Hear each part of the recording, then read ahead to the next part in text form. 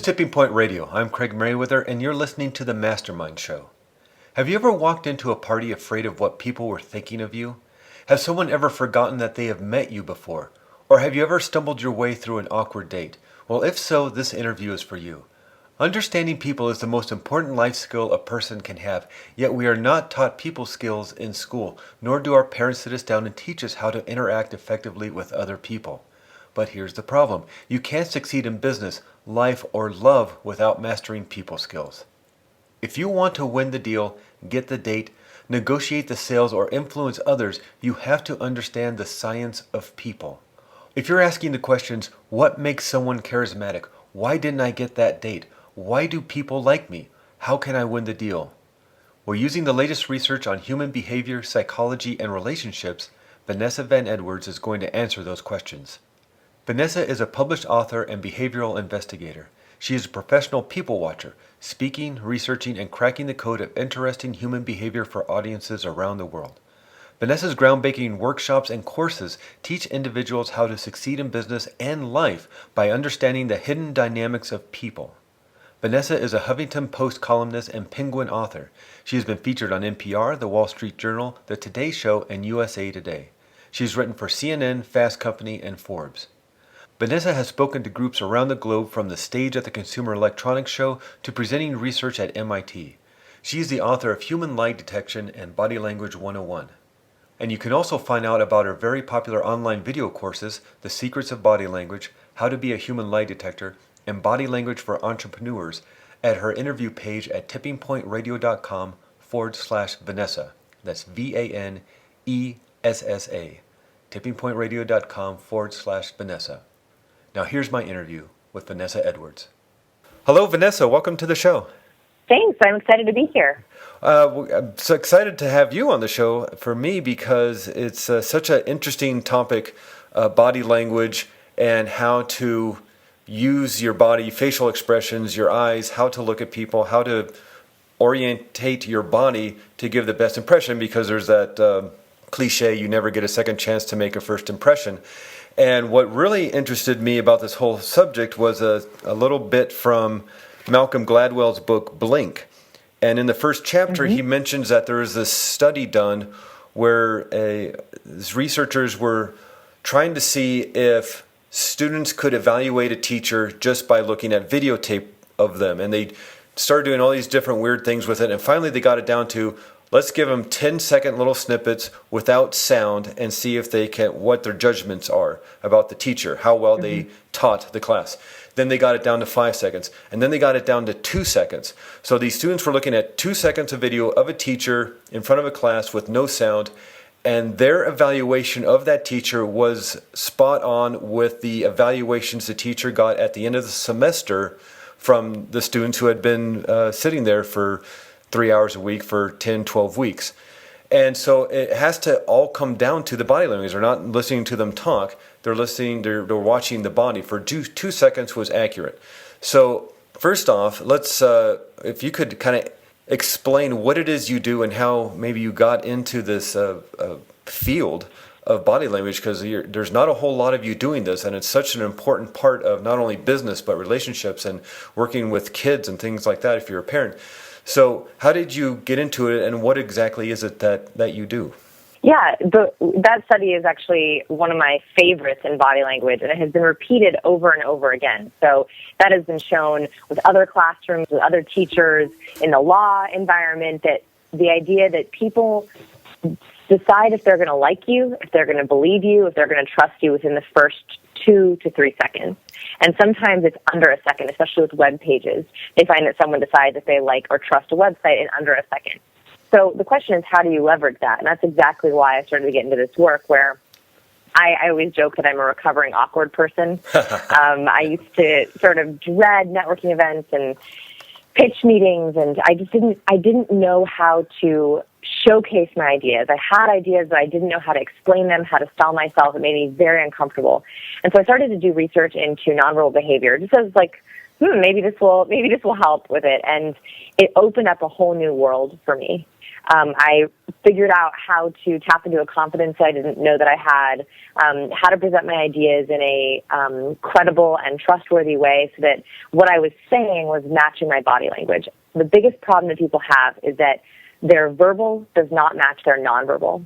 So they have this really strong pitch, or they're asking a woman out on a date and they have this really great pickup line, and it's strong and powerful, the words, but what they're showing is not. What they're showing is anxiety, nerves, low confidence. And so what happens is the studies have found that when our verbal and nonverbal doesn't match, everyone always believes the nonverbal.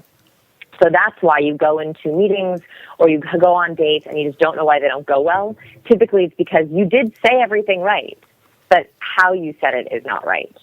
Yeah, there's an interesting, I do these little emails with quotes, and there's one by Maya Angelou, and she said, and I'm going to paraphrase it because I can't remember it outright, but she said something to the fact that people won't remember what you say and people won't remember what you do, but they will remember how you made them feel.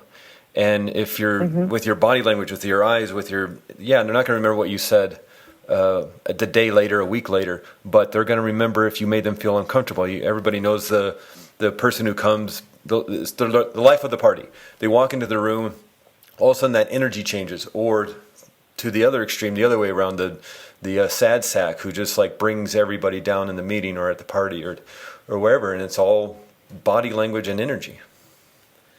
Yeah, and that study has that quote has actually been backed up. MIT Media Lab did a study based on that idea, that Maya Angelou quote about, do people remember what you say? Do they remember what you look like, or do they remember what it was felt like to be with you?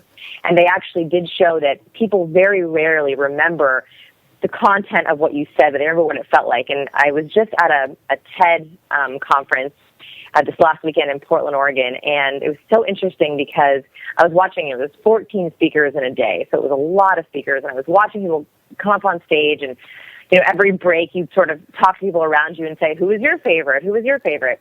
And this one guy, he came up and he did this really interesting thing. He ran up on stage from the back of the room. So instead of coming out the stage, he ran out from like a back door through the audience up to the stage and then started his talk.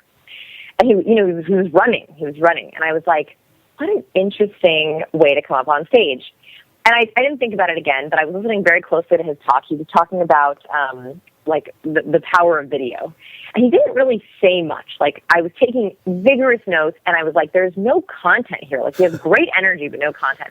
And afterwards, I asked everyone, so who is your favorite of the last, 5 talks between now and the last break? And everyone was like, oh, yeah, that video guy was great. And I was like, oh, really? What was so great about it? Oh, he was just, he was great energy. And I was like, well, do you remember what he said? Not a single person could tell me what he actually said on stage, but everyone said he was their favorite. Right. And so I think that that's one of those moments where non-verbally, before he said a word, he showed this quote-unquote good energy, which was, people were tired by this point in the day, right? So they wanted a really high-energy, high-impact speaker, and it didn't really matter what he said. Now, that's upsetting to me because I don't think he said much, but it's important for us to realize, whether we're in business or we're in social situations, that yes, it's good to focus on what we say, and we should always deliver good content, but how you say it is just as important. Okay, so let's break this down into practical ways people can use this. Maybe we can go through different scenarios, work, relationships, going on a date or something. What does somebody do? Let's just go for work. And let's say somebody needs to rehabilitate their image at work. They want to become that go-to person, that person everybody likes. What does somebody do? How can you help them? Yeah, so there's a couple. There's a lot of different things you can do, but I'll start with the really easy ones because I always say that you want to do one or two at a time. Trying to radically improve your body language all at once is a little overwhelming. So I'll give like one or two that you can start with really easily. So the first one is you show nonverbal respect and nonverbal engagement when you make sure that you have your torso and your toes pointed towards the person you're speaking with. Now, I know this. You're like, yeah, that makes total sense. But if you actually pay attention to where your torso and toes are aiming when you're speaking to people, you will be shocked to know that you actually usually don't do this instinctively. And the problem with that is that when you do that, when you're speaking with someone, it shows a lack of engagement or a lack of respect when you aren't fully aimed towards them. So I always say T to T, toes to torso, is what you want to make sure you do. That will greatly increase people's perceptions of your warmth and your connection. So especially in work environments, if you have had trouble connecting with people, if you're having trouble closing sales, if you're having trouble with relationships with your boss or building beyond the workplace, that's one really easy thing you can try to focus on. Whenever you speak to someone, you have your toes and your torso pointed towards them. Non-verbally, that's sending them a message that I'm present, I'm here with you, I'm fully connected. I heard you mention one time about hands, and I wonder if you could talk about hands. Yeah, so we can do hands as the second tip. So whenever I ask people, where do you think is the first place you look on someone's body when you meet them? And almost everyone usually says the eyes or the face. Actually, where we look when we follow people's eye behavior, the first place we look very briefly is someone's hands. And we think this is because back in caveman days when we had to really fight and struggle for our survival, if a stranger approached us, we always checked their hands first to make sure that they weren't holding a rock or a weapon or a stone. It was a way that we protected ourselves to make sure that they weren't going to attack us. So we still do this from a survival perspective. We check people's hands to see if they're going to be a threat to us. We don't even realize that we do it. So when your hands are hidden in your pockets, behind your purse, when you cross your arms and they're underneath your arms, the other person's brain has trouble relaxing, has trouble trusting you. In fact, there was a study that looked at juries in courts, and they found that whenever the defendant put his or her hands underneath the desk, the jury rated them as more sneaky and mistrustful. So just not seeing someone's hands decreases your ability to connect with them. So when you meet someone, when you're talking to someone, when you walk into a networking event, when you walk into a date, keeping your hands visible, keeping them out of your pockets, not crossing your arms, that is a easy way to increase your trust with people. Well, even I thought was really one of the most brilliant things I've seen, I guess you'd say, is in researching and prepping for this interview, I was watching some of your online interviews you've done with people over Skype and things. And usually when somebody's doing a Skype thing, it's just this big head. And but you actually backed your computer off away from you so you could see your torso. So basically hands on the desk and up. And I thought that I've never seen that before, and I thought it was a really brilliant maneuver. Yeah, so that's exactly what we just talked about. So I always practice what I preach. So whenever I do Skype interviews, either with future employees or clients, or if I'm doing them for media, I always try to back my camera up as much as possible because I want people to see my hands as a trust indicator, and I want them to see that I'm aiming my torso towards them, towards the camera. Non-verbally, this just instantly puts you into a better rapport building mode with the people who are listening. Yeah. I just find this stuff so fascinating because it's something we seem to concentrate so much on what we are saying that we don't even listen to what the other person is saying because we're trying to think of the witty thing or the smart thing or the romantic thing to say next that we're not even paying attention. And yet it seems like 98% of all this is just pure body mechanics.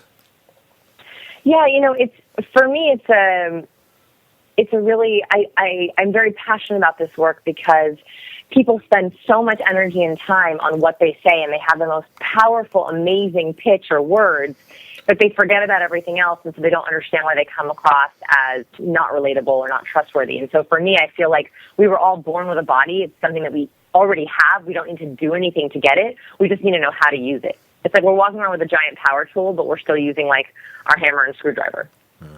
Well, basically this interview is relatively short, considering the kind of information that we're seeking from you, I guess you would say.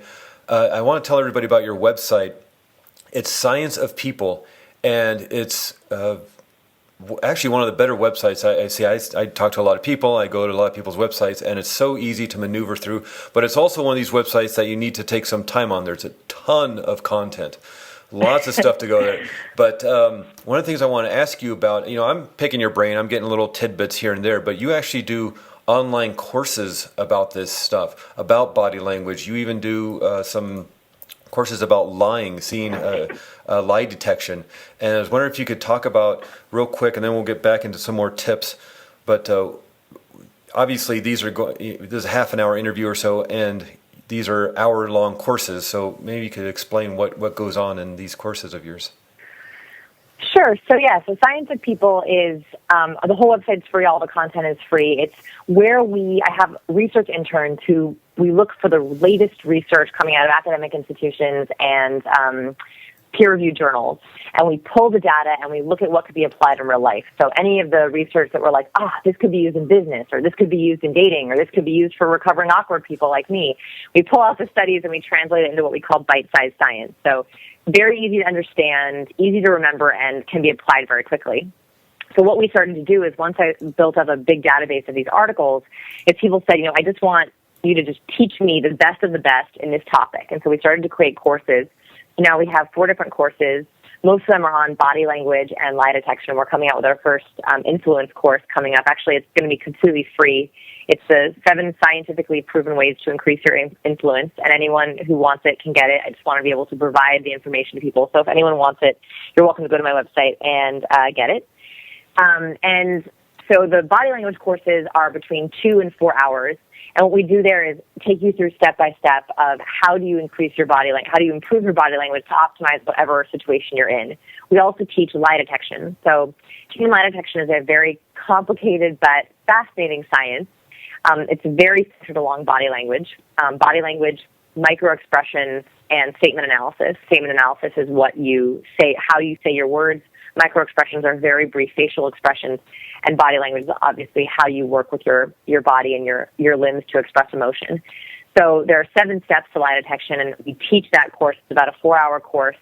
And we have 6,000 students, so they come from all different areas, from law enforcement to poker players to spouses. I mean, anyone who wants to make sure they have more truth in their life, we found they've found an interesting home in our courses. So we have a wide variety of things that we provide.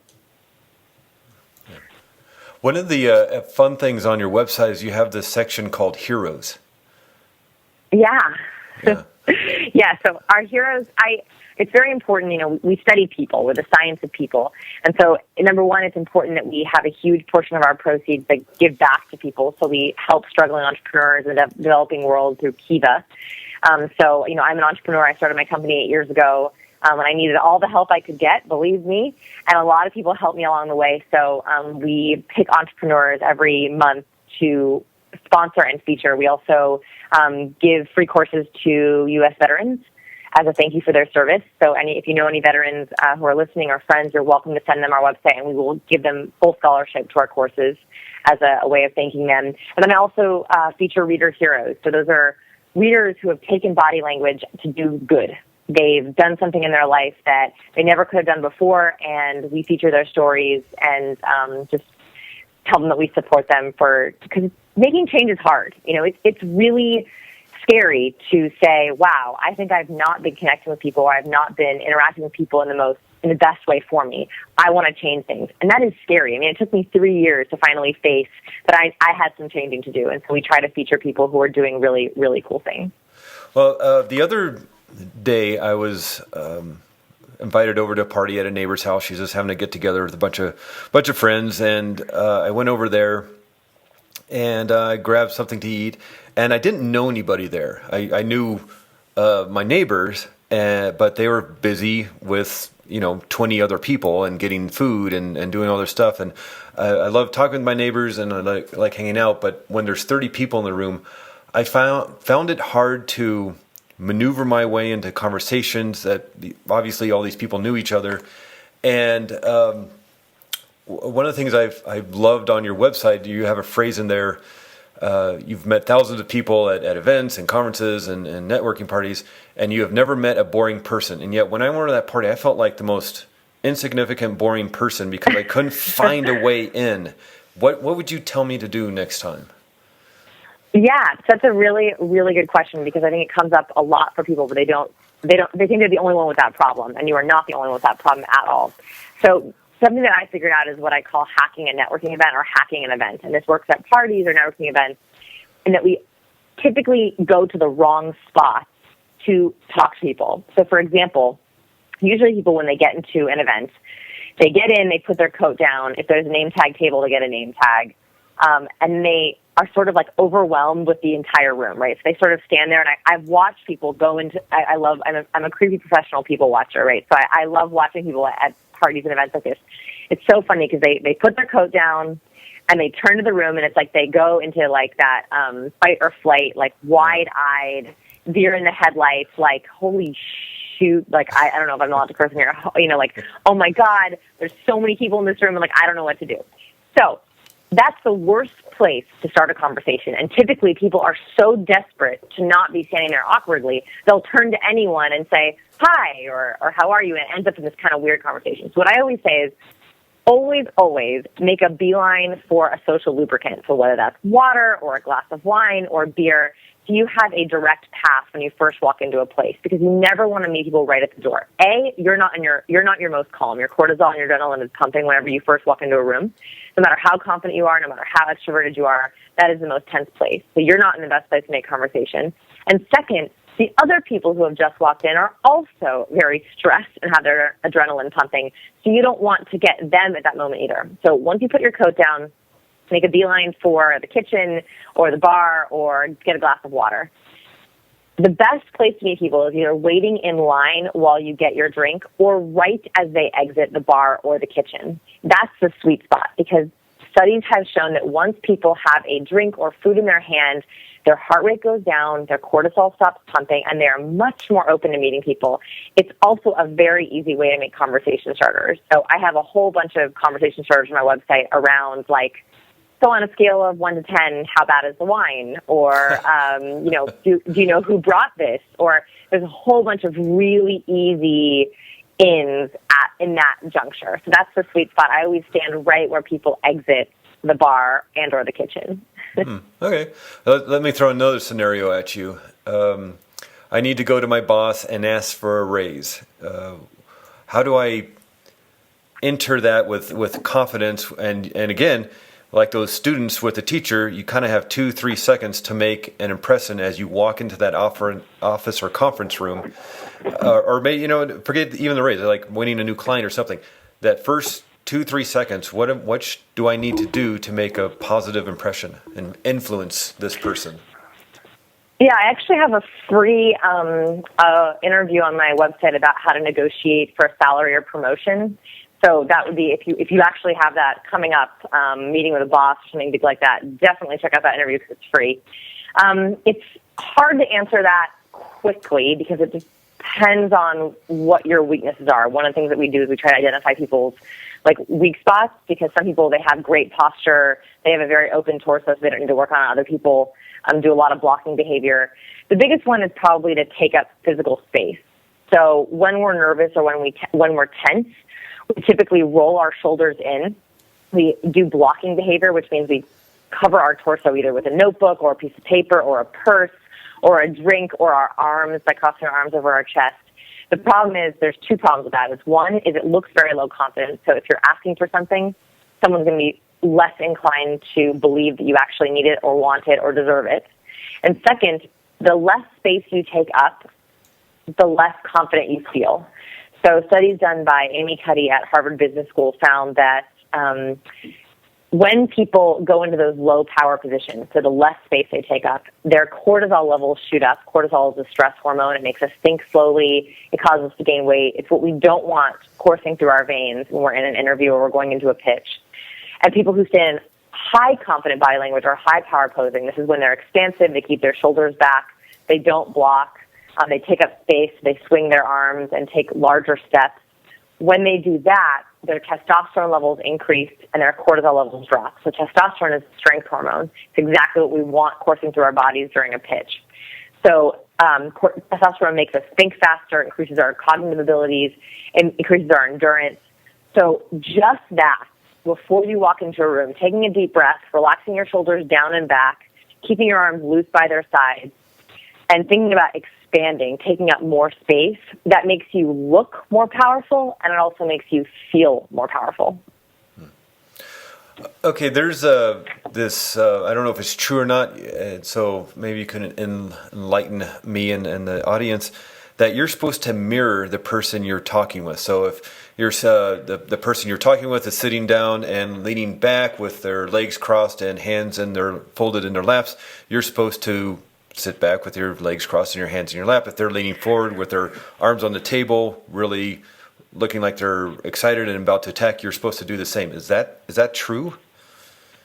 So let me explain the science behind that. So it is true, but let me explain a couple of caveats with it. So they found in the lab that best friends, when they brought best friends into the lab, that the closer the friends were, the more micro-synchrony they did, so the more mirroring they did. For example, when best friends were talking together, their blink patterns matched, their heart rate matched, their breathing pattern matched, they held their body the same way, they made the same facial expressions.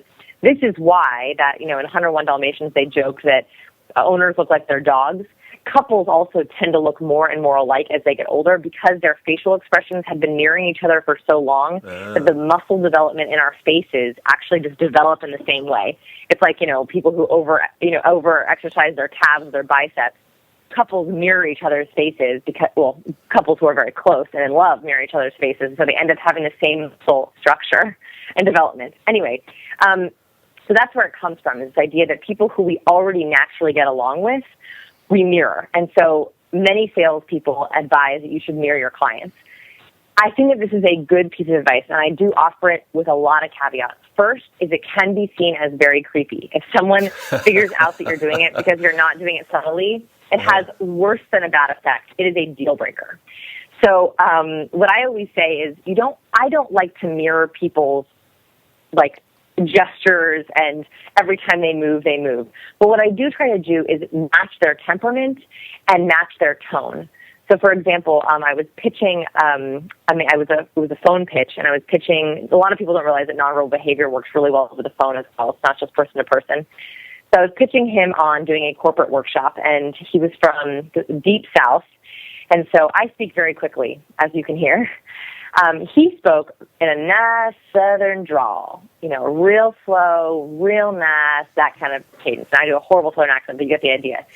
So I realized quite quickly that if I kept speaking at my normal pace, we were going to be on different levels. It would be very hard for him to connect with me. So what I did is, instead of speaking how I normally speak, I just slowed down my speaking, did his same cadence and pacing, and I pitched in that tone. And I can actually hear him physically, like he was so relieved that I was speaking his language. That's kind of what it felt like.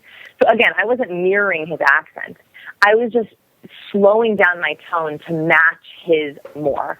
I'll do similar things in person. So if I'm sitting with someone and I'm pitching them, and I notice that, they're leaning forward and they are, leaning on their elbows and head tilted, I won't do exactly that, but I will make sure that I'm not leaning back with my arms crossed and a very stiff head. I will try to sort of get into the same body tone as him. So I will lean more forward. I will be more engaged that way.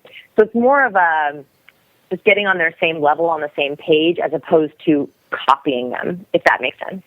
It makes total sense. And that seems fine in business, but when let's say you're on a date or you're doing you're in a bar or something, it seems like it could be somewhat manipulative when you're. Yeah, I think that there's a very fine line between, manipulation and persuasion. It's very, very hard. And I'm actually working on writing a dating course right now after this influence course. And it's very challenging because I want people to be their best selves, but I also don't want to teach them tricks. I think there's a real difference there.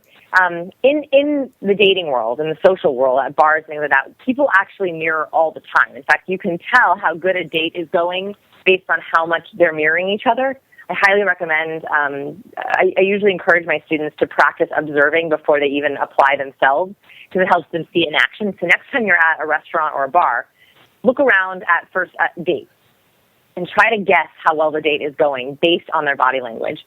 How much are they mirroring each other? How much are they leaning in towards each other? Do they have their toes and torsos pointed towards the other person? Typically, you can tell how good something is based on just those things. So people do mirror all the time without realizing it in bars. But it's very, very hard to do it naturally if you don't genuinely feel connected to them. The good news is if you feel connected with someone, you're probably already mirroring them naturally. All right.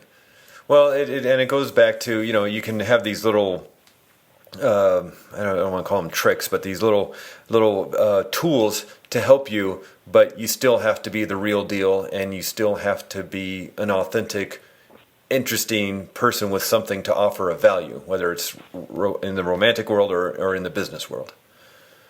Yeah, real deal is exactly the way I would say it, and that doesn't have to be one way. Whatever is authentically you, I joke in some of my courses that being weird is good. Like, I don't want everyone to be the same. Like, embrace your weirdness. In fact, study after study shows, a lot of them come out of UC Davis and UC Santa Barbara. I don't know what it is about the UC schools. And weirdness studies, but they have a lot. And they have found that when people experience something unique, novel, or weird, and that can be a conversation starter, a story, a person, an activity, their brain opens up. Like, they become more flexible and more creative because it enables them to think outside the box. So I encourage people, like, I carry around, like, very weird business cards. And if I feel like passing them out, I will. Like, I carry around lollipops that say, the science of people, learn how not to suck. And I give those out. And it makes people laugh, and it's like a little bit different than a business card. People don't expect it at networking events. Because that's my humor. Like, I have a very cheeky sense of humor, and I used to be, like, scared to be myself. I was really scared to be unique or try something different. I just wanted to sort of blend. And I realized that actually people, they not only appreciate the keeping it real because it's actually you. It's like, I think, that lollipop, I think it's hilarious. I came up with it, so it's very me. But it's also, like, keeping it real in the sense that I also encourage that from them as well. Like, when I ask someone, how are you? I really want them to answer me. And I will say that to people. Like, when they say, like, oh, yeah, fine, I'll be like, no, like, really? Like, you can tell me I'm curious, like, how are you? Because I really genuinely want to know. And so when we're authentic and keeping it real, it also helps other people keep it real as well. Well, one of the other courses that I just want to touch on, and this is probably could be a whole hour-long or 2-hour-long conversation in itself, is lie detecting. And is it really possible to figure out if somebody's lying to you or not? Yeah, let's talk about the mechanics of lie detection. So, on average, people can detect a lie with about 54% accuracy. So we always guess so we can do it more, but on average, we are a little better than a coin toss when it comes to lies. The problem is we are told 2 to 3 lies in the average conversation. Yeah. So we hear lies quite a bit, and we are not very good at detecting them. They have found that when you learn, and it's a combination of 3 things, facial expression analysis, body language, and statement analysis, when you combine those 3 things, you can improve your accuracy up to 90%. So lie detection science is not 100% accurate, right? It would be impossible for me to say that to you. If anyone does say that to you, they are lying. That is not true.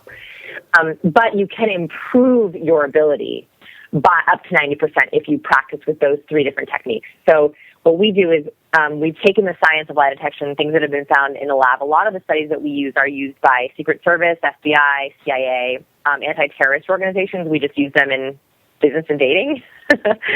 So it's very, very serious science, and I've broken it down into 7 steps.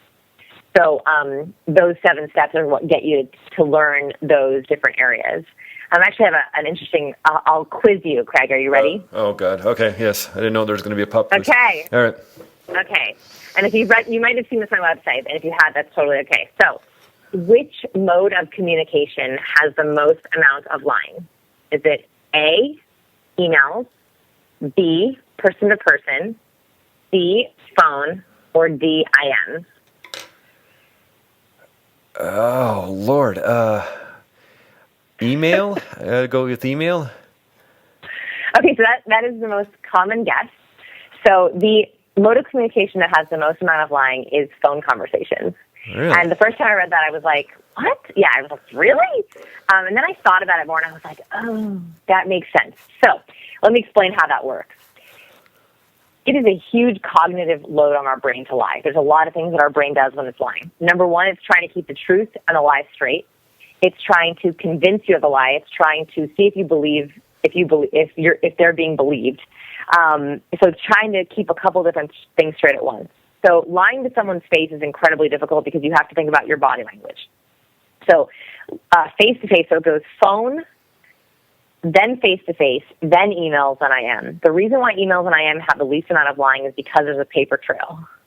Oh. So liars do not like to put, subconsciously they know that they don't like to put their lies in emails. Now, statement analysis is looking at the words we use when we lie.